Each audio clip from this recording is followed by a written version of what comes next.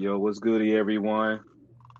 Where the boys are back. Had to take a little hiatus for a little bit, recharge for a little bit, so we can enjoy all this greatness, all this greatness coming out of March Madness, man. Well, of course, we have to come back and talk about this tournament. A lot of crazy stuff, but as usual, March Madness just not disappoint, fellas. If y'all been tuning in, we had a few ranked corners lately. Just to try to keep supplying the content. We know we couldn't let y'all leave y'all cold turkey and everything. So, we had a few ranked corners, and our boy, our resident doctor, Dr. Esquire Day, alumnus of the University of Connecticut. He had to talk his shit a little bit in the latest ranked corner he just dropped today. I'm talking about 7 a.m. already loaded up on the internet. He was not playing games. Yes, sir, man. Yes, sir. I'm gonna tell y'all like my GTHB brother told me. In the beginning there was Duke, and on Sunday there was elimination. Hey, man. I think I can speak for the rest of the pod, man. It's good to see the devil vanquished on a Sunday. I tell you that. That's why we go to church for. But man, we appreciate y'all holding it down, man. Shout out to the people that have been participating in our bracket challenge, our first bracket challenge for the podcast. Look, man, I'll talk a little noise, but I tried, man. I tried. But it's looking a little bleak for a boy. I ain't gonna lie, I'm pretty much out the race at this point. Our boy Dave, he has a winning shot for the grand prize, man, but he got some work to do. I think it's honestly depending on your UCONN boys, ain't it? Yeah, honestly, if they win the Natty, then I win the prize. But if not, it's gonna be going to somebody else. And I know who it is, and I'm not trying to hear this person talk that noise. But look, man, of course, coming back, talking about straight March Madness, man. We had the conference tournaments leading into the NCAA tournament. And I don't know about y'all, but this actually been a pretty good tournament this year. A lot of crazy moments in every round, man. They definitely lived up to the hype. Key players had their moments. They was cooking. We saw draft prospects make their claims on why they needed to be drafted where they should be. But, I mean, what's y'all take, fella? What was like a moment before we start getting to the Final Four in position? What was like a memorable moment for you in this tournament? Yesterday. I say pretty much. That's what I need you to see, bro. My hate watch was complete yesterday. Once them boys got eliminated, the way they got eliminated, I was good. I don't gotta watch no more games, to be honest with you. The team I wanted to lose lost.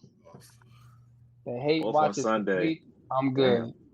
Real you know shit. what I'm saying? I mean, I'm gonna watch it, you feel me? But like, I don't really. Y'all need them niggas to lose. So Like you're not watching with animosity like that anymore. Like you can actually watch as a true fan. Like you don't got no agendas attached to it. I mean, not really. No Okay. disrespect to Dave, but I don't want y'all team to win because y'all gonna overtake UNC for natties. You know what I'm saying? Damn. So I need y'all to lose. I'm not gonna front. No, but UNC has 7 national championships. Nah, we got 6. Y'all got 6. Oh, dang. Yeah, 6 so NCAA titles. Yeah, I'm really going for Illinois, to be honest with you. I need to win hey, yo, BT. Hey, Pizza, I called a homie Trav up yesterday, right? Word. He was like, yeah, I low-key need Illinois to lose, man. They over there playing that USSR hoops over there, man.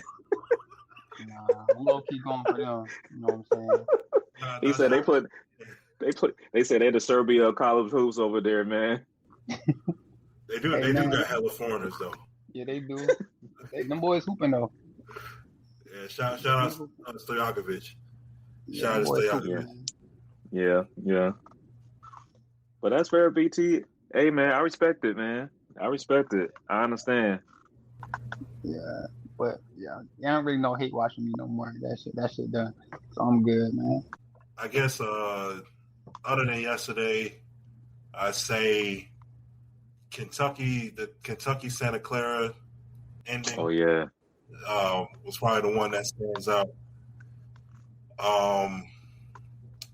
and the Iowa game-winning shot over Florida. That was, Oh yeah, hey, so, Florida. Like obviously, there's a lot of meltdowns that transpire in this tournament. Of course, Duke, y'all taking the top spot as of right now. Shoot, y'all the kings at this point. After the last few games y'all lost, the way y'all lost, but the way Florida lost to Iowa, I was like, I really can't fathom this shit. And then just for Nebraska to follow that bitch ass shit up the next round and shit, I was like, this oh shit, no, yes, son, yes, son. I'm like. Fred Hoiberg malfunctioned, dog. He malfunctioned. Hey. He malfunctioned. That's nuts, bro. Like I didn't even realize that until the next day, because because I was at a restaurant when I saw it, and yeah, I saw like at first I thought like some dude from Iowa yammed on somebody, and because he started like flexing the crowd. I was like, hold up, bro, he just yammed on somebody. But and I saw the replay, like, just like an and one play, whatever. But yeah, that was memorable too. Like I was out in Kansas City when that happened, and they weren't even showing the Texas Purdue joint that was happening at the same time. All the screens was on Iowa and Nebraska, and I was like, all right, that's crazy. I know I'm in the Midwest. I'm in the Midwest now, because that's the only game they cared about. For me, the crazy game, and this happened in the first round, was that High Point Wisconsin game. That shit was funny. Yeah. Because a Nebraska Challenge, I was one of the few people that picked that game. And I promise you, the only reason why I picked that game because I was just hate watching Wisconsin, dog. But what was crazy to me, the dude on a team that only hit threes the whole season, he won the game off a layup, off a cherry pick layup. I was like, that's so funny too, because Bama was just like, hey, if you're bearing that pressure, those breakaway layups be the hardest ones, bro, because you by yourself, you gonna overthink that shit. But he just filleted that joint so easily. I was like, hey, yo, why did you add this to your game? So you probably be averaging more points. But he was going crazy in the second half, man. I don't know how that could be his only 2-pointer the whole season. They just let him shoot threes. That's his only one, bro. Like that is nuts. But okay, like from that upset, the High Point coach talking his talk, it was like another memorable moment, because I thought it was just funny. Like, hey, look, man, nobody wanted to play us. Nobody wanted to play us, bro. Nobody, but now you got to play us.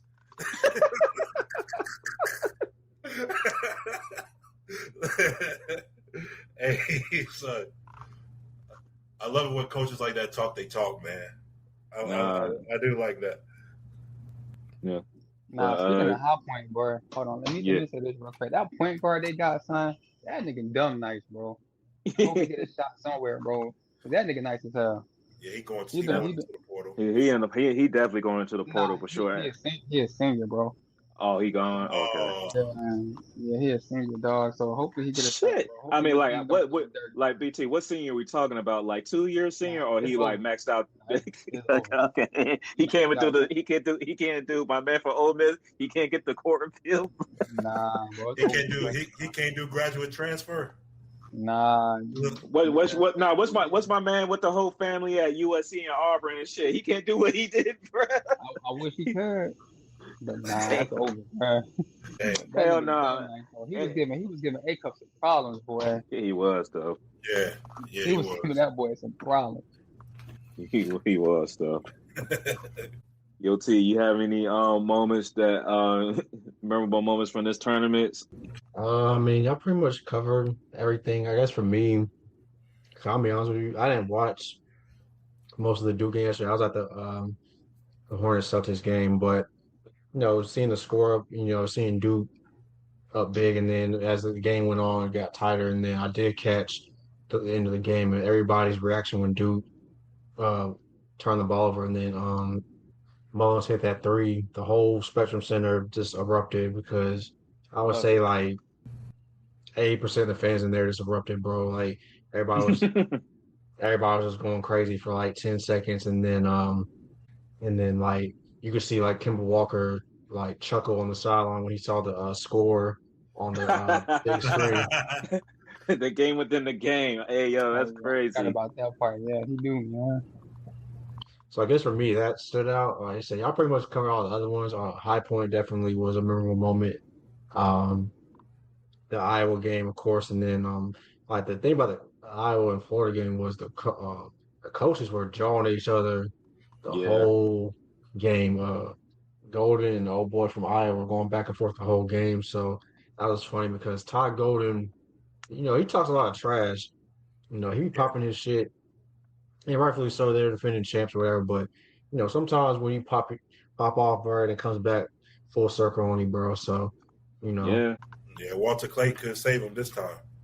No, but that was really on Florida, man. They that was a lazy ass effort on that press, and I'm like, I don't That know press was how. cold blooded too, bro. man, I just talk ball real quick, bro. There were so many Yeah. things that went wrong with that, bro. First off, you cannot trail like that and get so far behind that you're putting the rest of your defense at Hmm. risk. Then, like Katie said in the chat, dude overhelped and gave up the corner three. A two doesn't beat you, a three does. Yep. And when you're going full speed like that, and there was somebody there at the rim, so he would have to make a contested layup. It's not going to be an easy layup. Yep. Somebody would have came over and rotated and made that layup a little bit difficult, especially full speed. All your momentum's going forward. That's not an easy layup.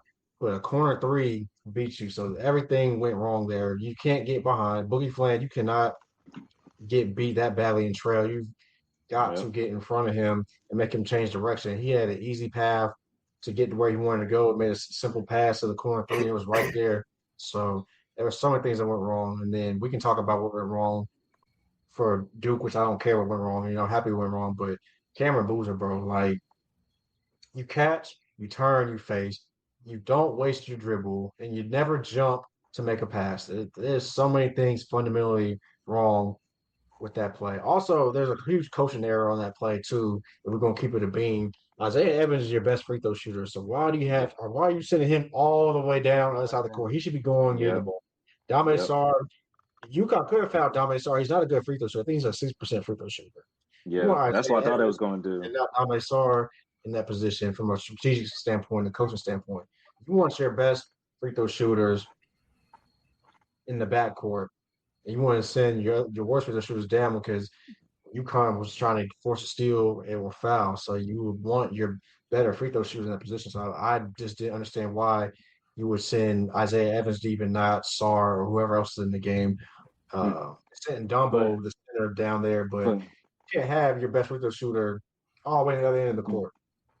yeah, T. Let me ask you from a basketball standpoint because as Duke was going through the season and they had a good season, they was going to win.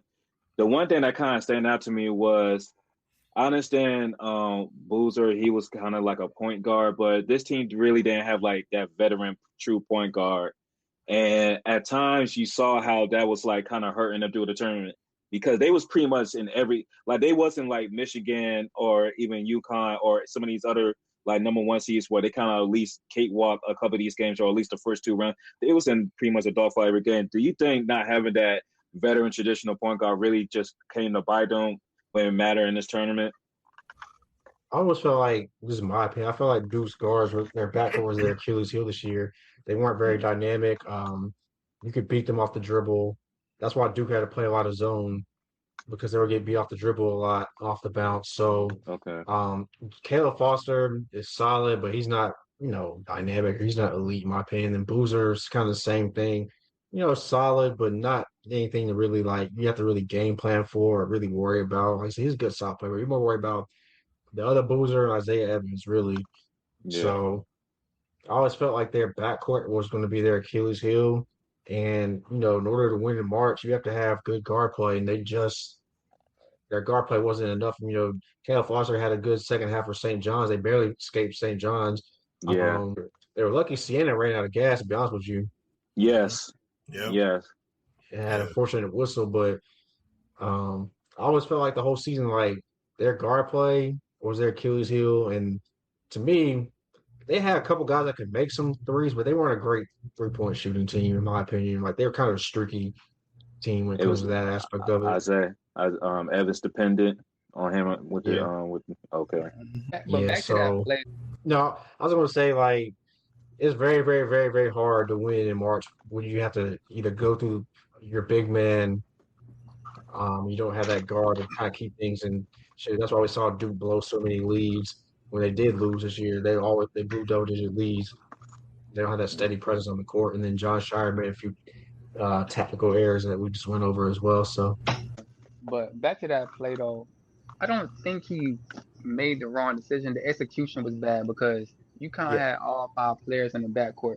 But when he jumped in the air to try to throw that joint, that's where he messed up. You can't leave your feet. You know what I'm saying? If he just threw the yep. ball higher, like he would have been straight. Mhm. So I don't think he made the Yeah. wrong play. The execution was just off to me.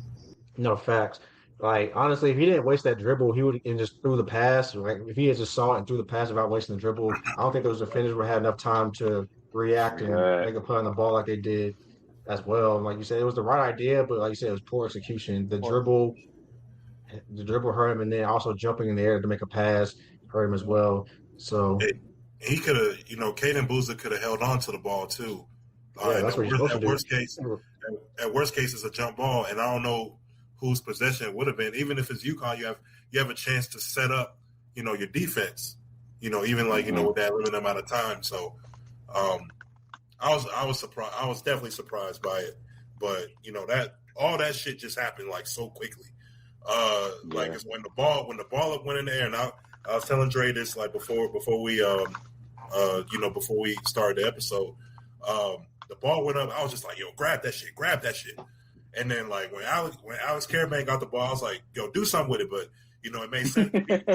He had Cam Booth around him. I was like, "Do something, bro! Do something, bro!" Like because in my mind, I'm like, "We got the ball. We gotta get a shot up. We gotta get a shot up, bro." Like I don't want it to end up like like Houston in the national championship last year. They don't get a shot. Up. I just, it's just gonna be so regretful if you don't get a shot up in that situation after getting the turnover. And then when he passed it back to Braylon Mullins and then it went up, like you could have played Father Stretch My Hands when that ball. Like I was just like everything was just happening so fast. Again, I was just like, is that shit gonna go in? That was one of the loudest swishes I've ever heard. Yo, the drum was it was a rainbow. It was a rainbow, bro. Like I told Dave the same thing. I was like, when he shot that bitch, I was like, "Oh, this shit about to be cash." Yeah, it reminded me, and I hate to say this because I know how Duke fans feel, but fuck them niggas though. But it reminded me of that daggone Chris Jenkins shot, bro. When he shot that shit, I knew it was cash, bro, because you can just see how the ball was just floating in the like air, the arc, like it's like, So yeah, when he shot that shit, I was like, "Oh, that shit got to be cash, bro." And he shot it with so much confidence, bro. Yeah. Because now, like going back to the first half, it was like, bro, like we couldn't do anything. Like we couldn't do anything, just let alone not hitting any threes. Because like, okay, I mentioned that we went 1 for 18. If we had hit like out of that first 18, if we had hit at least like four or five of them joints, it's a different like game. we would have been a whole different game. Like it would have just been more nip and tuck. But our whole offense in the first half was Terrence Reed.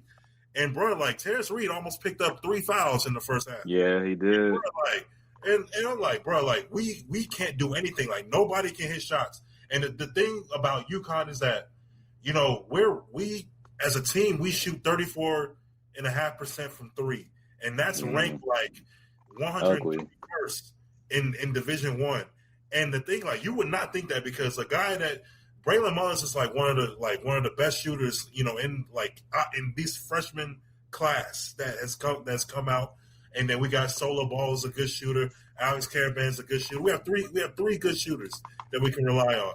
Shit, them other niggas bringing the percentage down. Seem like they building a house. They bought the builders over there, Dave. That's how it is. But honestly, the past month, I would say the last week of the regular season, maybe into the conference tournament, and even at times during the NCAA tournament, we've had at least 2 of those 3 guys struggle every game. Like one game, Braylon will be hot, and the other 2 guys are struggling. One game, Alex will be hitting shots, everybody else is struggling. Solo Ball maybe getting stuff going, and then the other 2 guys aren't able to hit a thing. All three of them dudes weren't able to hit shit like yesterday, before the last 5 minutes. And credit to our starting point guard, Silas Damari Jr. Playing. He'd been playing injured. This whole tournament. He got hurt against St. John's in the Big East Championship. Yeah. He's been on a minutes restriction. This tournament, but he actually hit 2 big threes to get us back, to help us, keep stay within 7, within 5. But when we cut that shit down to 2, I was like, okay, this is, forget anything that happened. Anything that happened before this shit, it's a game now. It's a game now. Yeah. But I thought that, when we started missing free throws, I was like, all right, this might be the death of us here. But Alex Caravan hit a shot to cut it down to 1, and I was like, all right, okay. And yeah, the rest was history. So that was just one of the craziest games ever. Hey, Dave, speaking of history, man, as we know, Darren Hurley has a history with the refs, man. It looked like after that shot, he took that shit personally. Nah, bro. Nah, that shot could have happened, and we could have fucked it all up, bro. Because Darren Hurley almost fucking headbutted the ref, bro. He almost headbutted the ref, bro. This is the thing about him, man. This is the thing about him.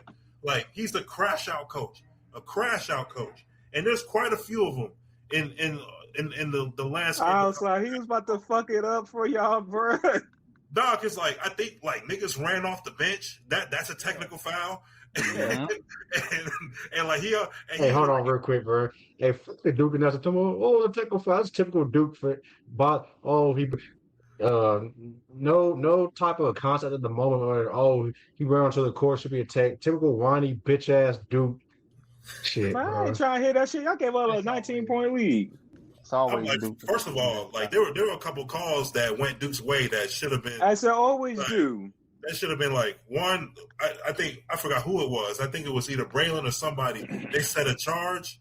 They it ended being a blocking foul, but it was clearly a charge. But yeah, and, bro, Dan Hurley almost headbutted a ref, bro. And thank God the refs were mature. No, that ref helped y'all beat Duke because he had enough restraint to not. And I feel like if that was a Big East ref, the ones that's used to Dan, he would have been tossed. Cause ain't no way you just gonna come in my face like you shot the 3 over me. Cause he thought he was playing pickup with the rest. So I was like, damn, so wild boy. He was everybody was celebrating. Then he got serious, and then he just started staring down his ref. I'm like, bro, what the hell? I'm like, what the hell, bro? Man, he's a crazy motherfucker, but I love that dude, man. I love that dude. Crazy ass motherfucker, though. Stay with us. We'll be right back. Hey guys, we're taking a quick break in the episode to present an ad for Alpha Progression. If you're serious about building muscle and tired of the gimmicks, check out the Alpha Progression app. It's no BS, just science-backed training designed by real lifters and competitive bodybuilders.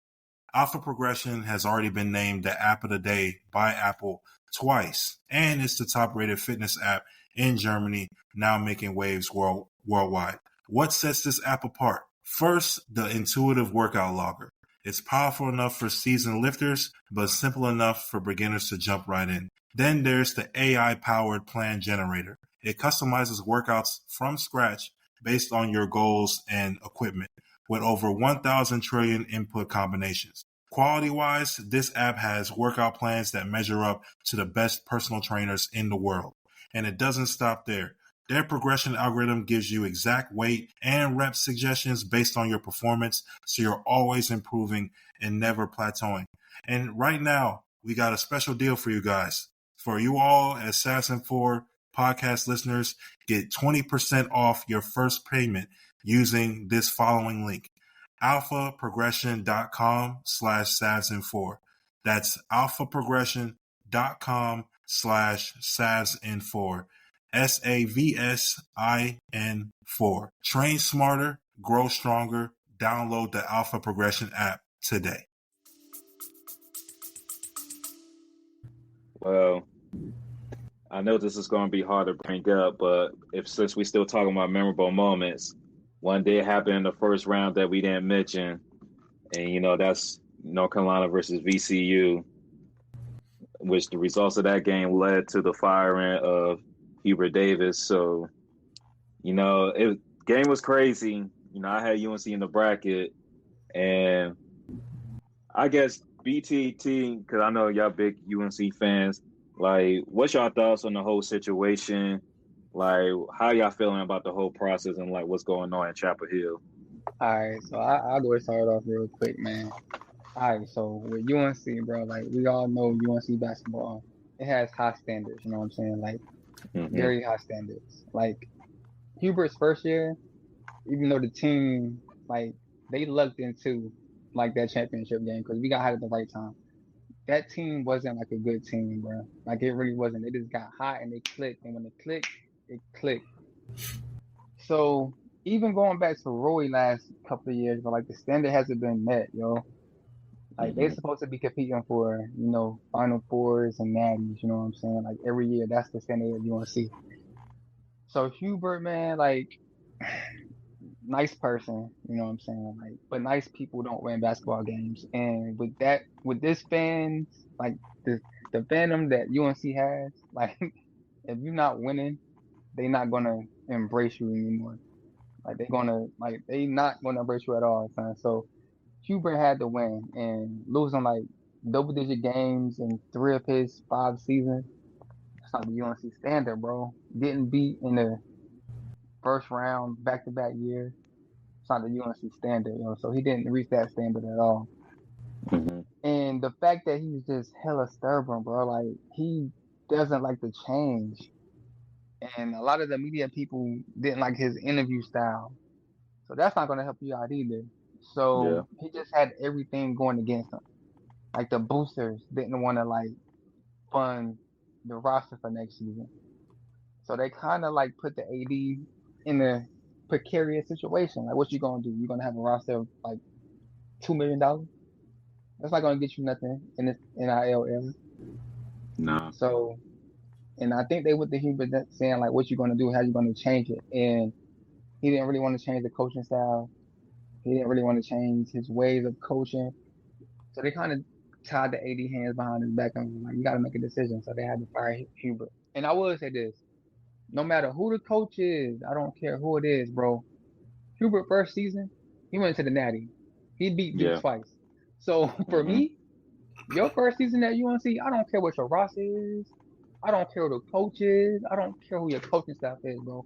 You better beat Duke twice and you better get to the Natty. That's my expectations. Because Hubert did that in his first season. I'm glad you brought that up, BT, because I think part of the problem with Hubert Davis, like you said, he had that run his first year, and if I remember correctly, y'all was like an 8 seed when y'all made that run, correct? Like an 8 seed. So the tournament saw y'all as, of course they're Cinderellas and everything, but when y'all say that as an 8 seed, normally people don't think you're gonna win the champion. You're not really a contender. So he played above, I guess you could say, his pay grade. Yeah. And then along with, he ruined Coach K's last game at home, and he ruined Coach K's last game, period. Like, so again, the expectation, because he's one of the few coaches that started with the number one preseason number 1 seed, and y'all didn't even make the tournament that year. Exactly. And we can do a whole separate episode about what happened that year, but we ain't gonna take up y'all time tonight with that. So I'll just say something real quick, bro. I knew right then and there he wasn't the man for the job, bro. Because if you're a real leader of men, you nip that shit in the bud. But see, this is my problem with Hubert, bro. He's a nice guy, but he's corny. He can't keep it real with you. I would have told them too, look, there's plenty of other hoes out here, bro. We all be fighting ruin our season for one bitch, bro. That's literally what needs to be said, bro. That's literally what needed to be said, bro. And then what I didn't like is they made them and Hubert, instead of nipping the shit in the bud, they made Caleb Love out to be the scapegoat. Treated Caleb Love like shit on his way out. And that resonates with players and recruits. Players pay attention to that shit, bro. They really do, bro. that was a problem. That was not a good look on Hubert. Like BT said, I've been in the media room with Hubert, and I know what a lot of the media people that follow Carolina didn't like Hubert. They called him a choir boy. They called him corny. These are some of the corniest motherfuckers you ever meet. Damn. A bunch of fat, lazy white men calling you corny. That's not a good thing to have, bro. And that's what I said, man. Like, you had all that going against you. So, nigga, you had to win. And you black, my nigga. And you black. You might not act black, but your skin tone is black, boy. Like, you had all that going against you, man. But my thing with Hubert, he was really a hot and cold coach. Like, there was no, like, middle ground with this nigga. It's like he would have a hot stretch and then one of the worst stretches you can think of a coach. You feel me?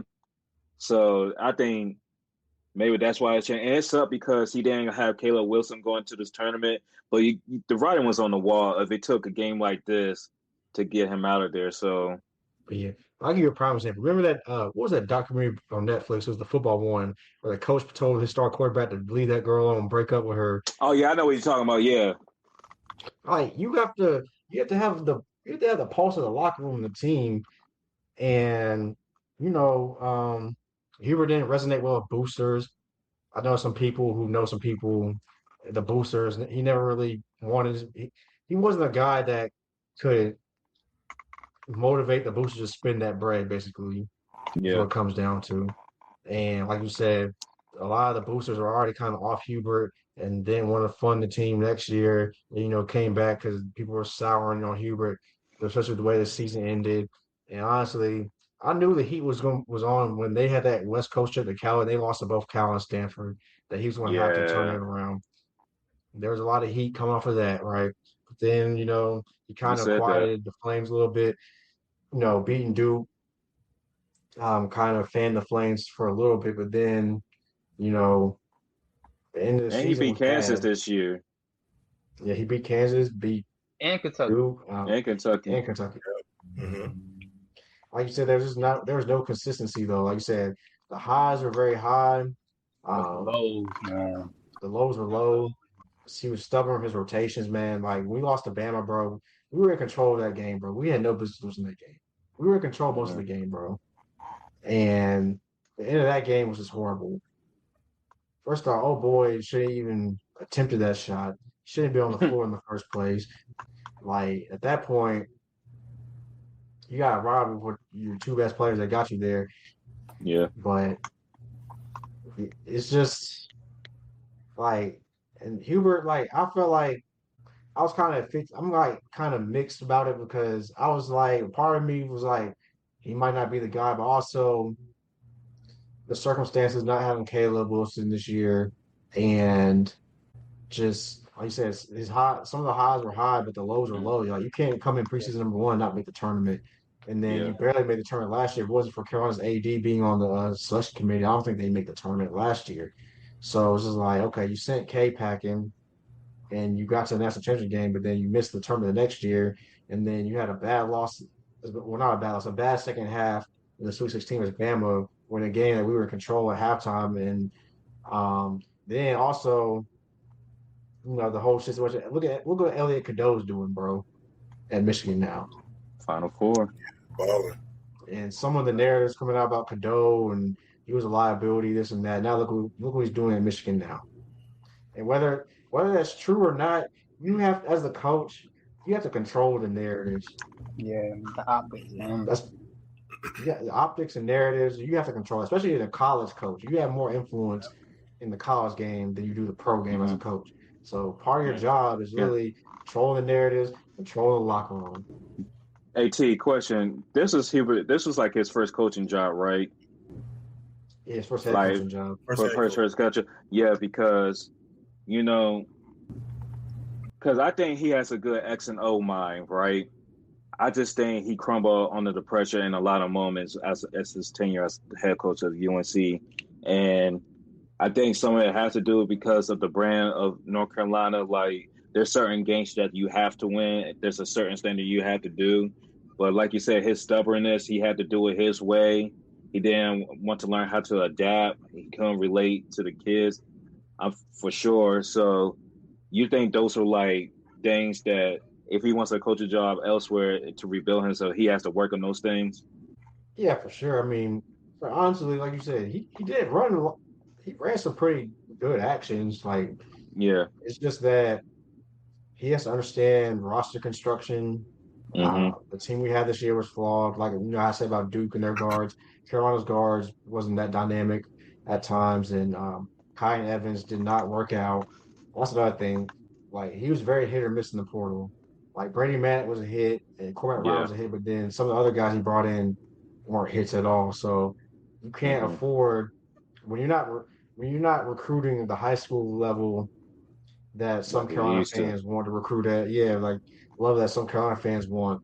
You have to hit in the portal. When you miss in the portal, it's even more damning than missing on the high school recruit because you're going out and bringing somebody in that wasn't on the team, that's not a recruit coming in, and then you also might rub some of the other guys that's currently on your roster the wrong way, right? Long list of guys that Ian Jackson. Hey, but Ian ain't do shit against Duke though, so no. He didn't. You had Tyler Nickel, he hooped. Jalen Washington hooped for Vanderbilt. Yeah. Of course, Elliott, who was hooping. Who else? I think that's it for right now. I think that transferred out. But we know it's more player because I remember it was like that one class, like damn near almost everybody but one left that joint for real. So. Oh yeah, that's exactly what all Yeah. So before we move on, like, cause I know there've been rumblings, but who? Because it has to be an acceptable coach to step in to be the new head coach of UNC. Who you think should take that mantle to be the next head coach? Especially you want to talk about, because I know y'all still got that. Mingo hasn't left yet, right? Y'all still got Mingo, and so like, who's that coach that's going to turn the program around, keep these recruits, and push y'all forward? I mean, it's only down to two people. That's what I've been seeing. It could be some more, but they only gotten out two names, and that's Dolliman and Lloyd. I mean, the more Arizona win, the less I'm confident about Lloyd getting that job. You know what I'm saying? If they win in that, I just can't see him leaving. I mean, I don't think he's leaving regardless. So, yeah, I just can't see him leaving. But that's just I'm not trying to be a pessimistic, but that's just my thinking. I just don't. I know. I understand. It's unfortunate Corey couldn't be here to be the other side of the coin, but you know, I try to beat this for him in spirit, but this is none of my business. No, I got things in my own backyard to worry about, so we can get back to the tournament. So I'm gonna let y'all cook, man. Yeah. So a lot of the boosters and stuff, they wanted Donovan 5 years ago. Yeah. So I think it's gonna be him, bro. If I'm a betting man, I'm betting money on him. But of course, I want Tommy Lloyd though. That's what I want. I want Tommy Lloyd, but it's gonna be hard. Like I said, Arizona wins a natty. I just don't see him leaving. Yeah, Arizona gonna throw him the bag. But honestly, I think, and this is probably a segue into another topic, but Arizona's good, man. But Michigan's been a buzzsaw. Michigan is a bad matchup. They beat the glass slippers off of Tennessee yesterday. I was like, God damn! I'm talking about from when they threw the ball up in the air. It was just took the belt off and just straight BTA action. Nah, they made Tennessee go get the switch.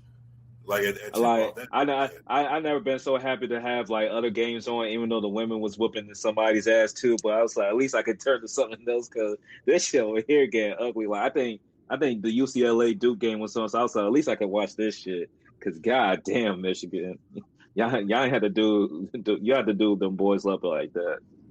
Yeah, because like other than Elliot Cadeau, all them dudes are like 6'8" and above, right? In the something like that. Yeah.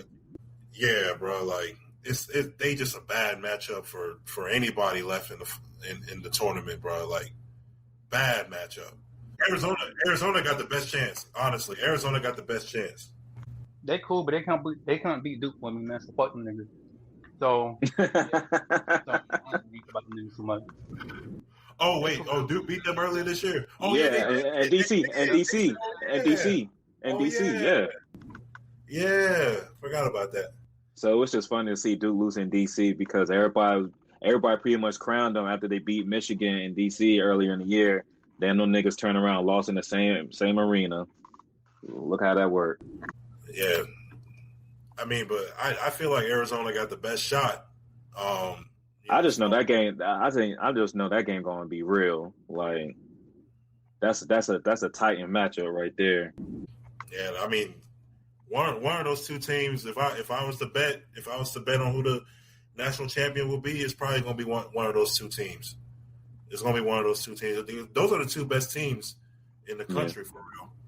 Yeah, and I'm sending this question to T. You know, both of them teams got good point guards. You got Cadeau on one side, then you got Bradley on the other side.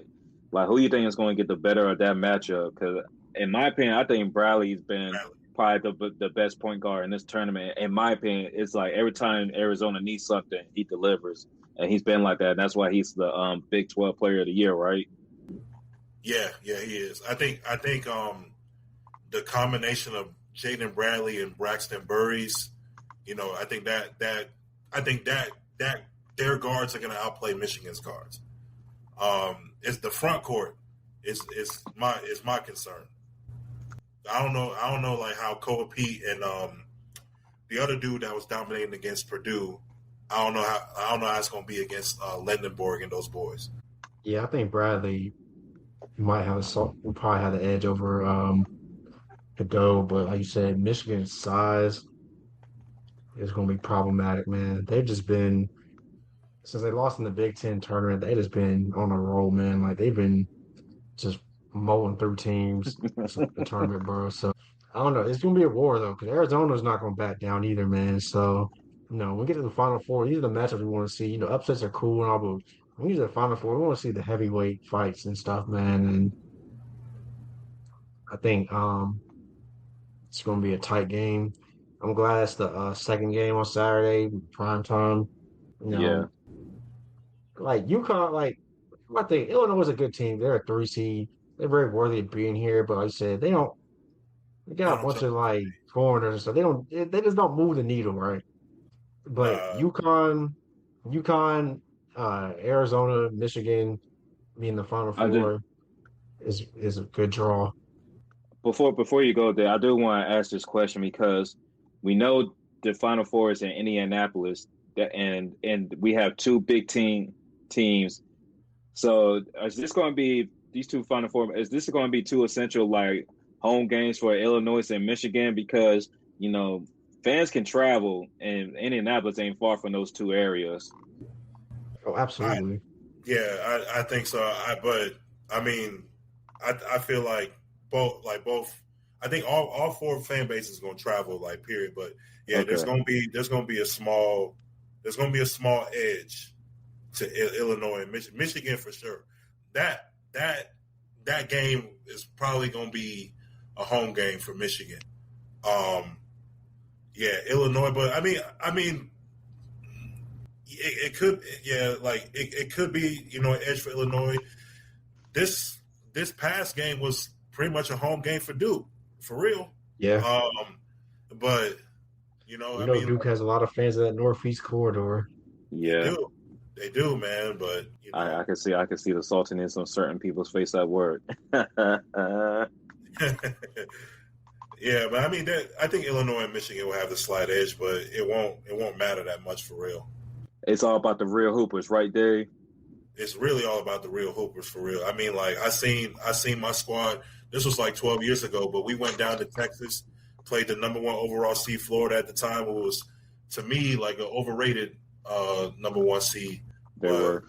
We smacked them in Texas, and that was pretty much a home game for Florida. So, and then I think, and we played Kentucky in the national championship, and Kentucky had a lot of fans in the arena that night too. So, I mean, it matters a little bit. I mean, depending on momentum of the game, but it's all going to come down to, you know, like what we've talked about: guard play and coaching and defense. Yeah, I mean, I'm just hoping for good hoops. Like, UConn versus either Michigan or Arizona. That would be a good final championship matchup. We know BT just wants UConn out of there for agendas, and we respect agendas around here. I respect. Even though it might go against your own, but I think it's going to be a legit Final Four this year. Like T said, I watched a few of those Illinois games. They was worthy of a 3 seed. They was a team that, even though I didn't pick them, I picked Houston to come out of that bracket. It's not that much of a shocker how they got out of this bracket, especially when Iowa knocked off Florida and everything. So that kind of did help open the path for them to get to the Final Four. So, but I mean, I think they're going to give UConn a good game. I just think UConn's just a better team, and I think once they calm down from all the hype that they deserve for beating Duke, Dan Hurley is going to get them back focused, re-engaged, and he's going to have his boys ready for that first game on Saturday. Yeah, that's actually my biggest concern. Like, the hangover from beating Duke. I think Dan Hurley's the type of coach, like he's so much of an asshole. He's petting those like y'all some pussies. He real disrespectful in practice. I know that for sure. Like I know not firsthand, but I've heard things. I've heard things about how them practices go. No lie. When y'all play UCLA and they said that's just the asshole Coach Bowl, I cried. Cause both Corman and your boy, they both on some other shit, bro. Both of them both of them yelling at the players, get the fucking position, and the camera pan to both of them at the same time. Hey, whoever's the cameraman for that night, you to go for that, because that was a great shot of that moment right there. Bruh. Man, Cronin kicked his own player out of the game, bro. Like he a wild boy. Crazy motherfucker, bro.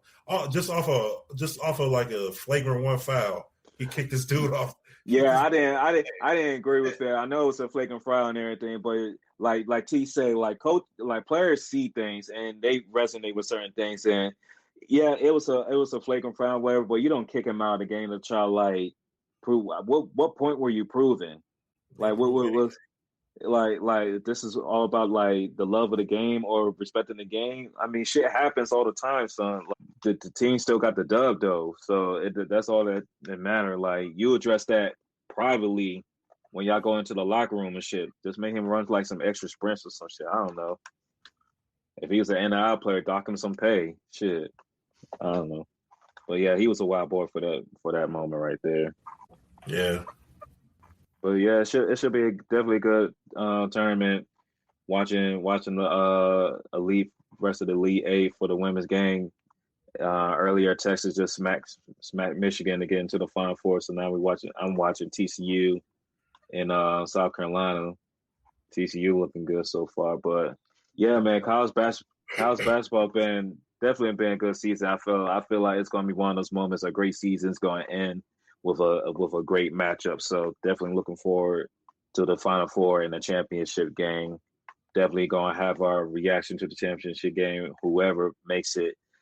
If UConn keeps advancing, I'm pretty sure Dave going to go into the booth and drop more ranked corners for you, or he might, or depending how they lose, if they lose, he might drop another ranked corner. We'll see. Dave is really inspired these days. I'll just say that he's really inspired these days. Nah, I can wait until our next episode. I can wait because if the men and women both win, oh my God, bro, it can happen. Again. I'm gonna have to get some props for that. I'm gonna have to order some shit from Indianapolis. Yeah. But before we get off this, anybody got anything to say? Anything takeaways from basketball? You know, we saw a lot of the draft prospects who Darren had a good game. AJ, even though in the first round, good game. Darius A-Cup raised his draft stock. Definitely looking like a top 5 player. Could go from between 3 to 5 depending on the team. Caleb Wilson, I know unfortunately he couldn't play, but I still think he's a top 5 pick. But yeah, man, anything else y'all want to say, fellas, before we wrap this up? Hey, my boy Terrence Reed gonna be a serviceable big man in the league, bro. He probably gonna go second round, but he gonna be a serviceable big man, dog. Like, Okay. yeah, I think this is last year. But I don't know. I won't know until he announced it, and then even then, apparently niggas can go back into the league yeah, and play in college. So I don't know what's what anymore. But shout out to him. He's having a good tournament, man. That first game when he almost had like the 31 and 27. yeah. It So was against Furman, but still, I don't care. I don't care. He set the tone. He set the tone for sure. But yeah, anything else, fellas? Nah, man, it's been a good tournament though. So I just appreciate the upsets, and then the teams are supposed to winning. It's been a good little tournament. I just wish my dog could have played because we know he better be up out of there. He better be a top 5 pick, top 4 pick that I see. So, but yeah, it's been a good little tournament though. Yeah, it's been a good tournament. Hopefully we get a good Final Four. Get into the college season as we transition to the postseason in the pro game, and the hoops Yeah, don't stop, man. yeah, definitely can't wait to talk about these pro hoops. By the time we record, we're gonna be just getting a little bit closer to NBA playoffs. But before we wrap this up, I definitely want to say, hey man, shout out to everyone once again for participating in our bracket challenge. We had a really good turnout. We saw a lot of different scenarios, different picks. So it definitely made it real interesting and fun for these past couple of weekends. Thank you to everyone, to all the new subscribers. We appreciate y'all for tapping in. And thanks for everyone just showing us love, man. I've been getting some feedback lately. They love what we're doing, fellas. We just, I always tell them, we still hungry. We still trying to get out there even more. So we ain't stopping anytime soon. Well, we're gonna keep working at it.